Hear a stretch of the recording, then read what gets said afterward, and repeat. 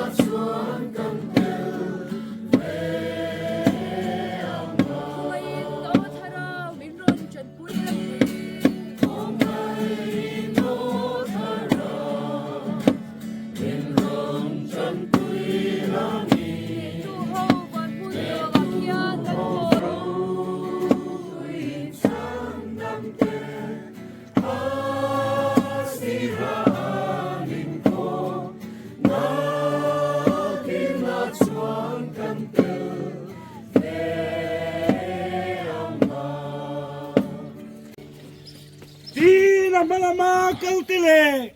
anung lamar unsuri kecuan Hosana, Laupa Minga Lokal Su Fakin Omro Se, Ram Lo Khen Tu Kanpa Davidaram Su Choi Moin Omro Se, Chung Nung Berakhian, Hosana,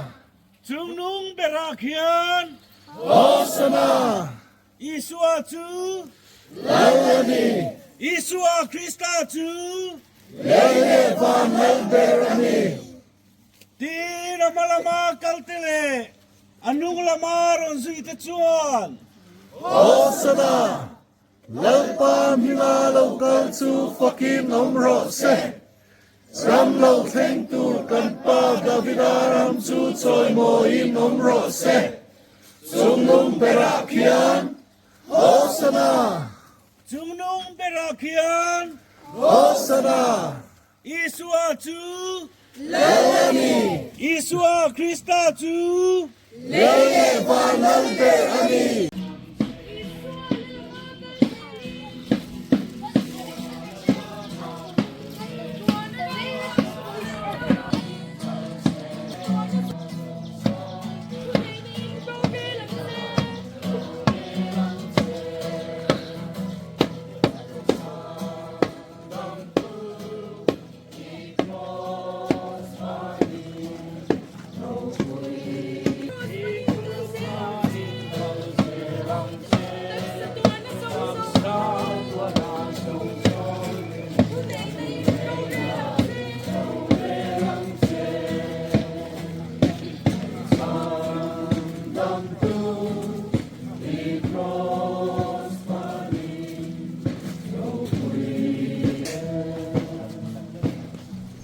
Malamakal tele anung lama zuitu kecuan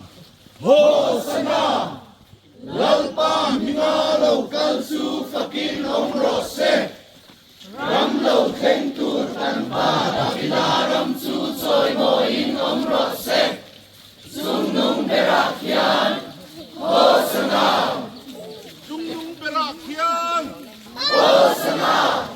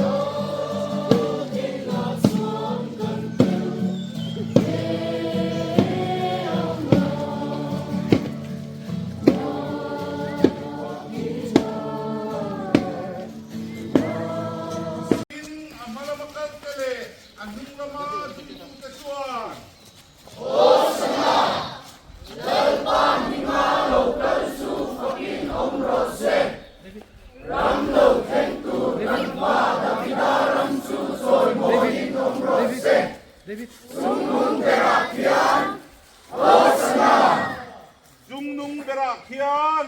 Hosana Kan khotanga Isu Krista Lalberose Kan khotanga Isu Krista Lalberose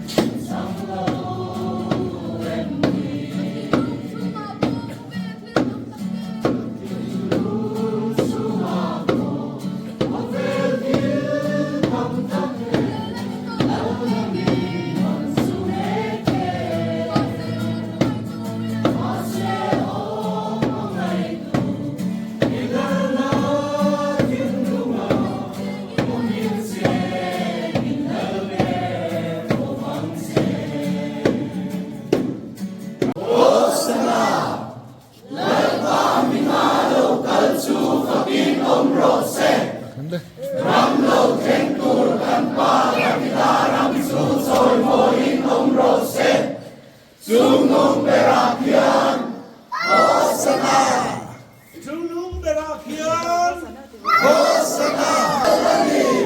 Isu Krista tu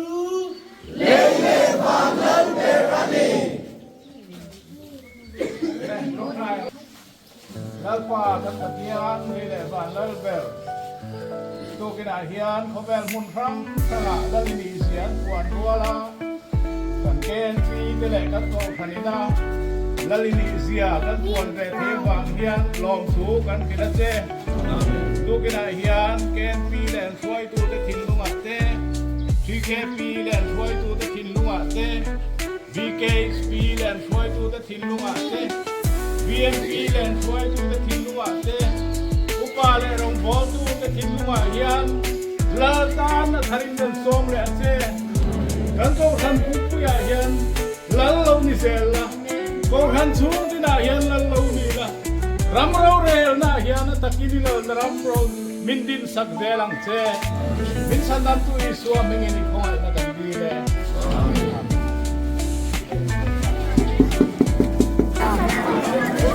Thank you.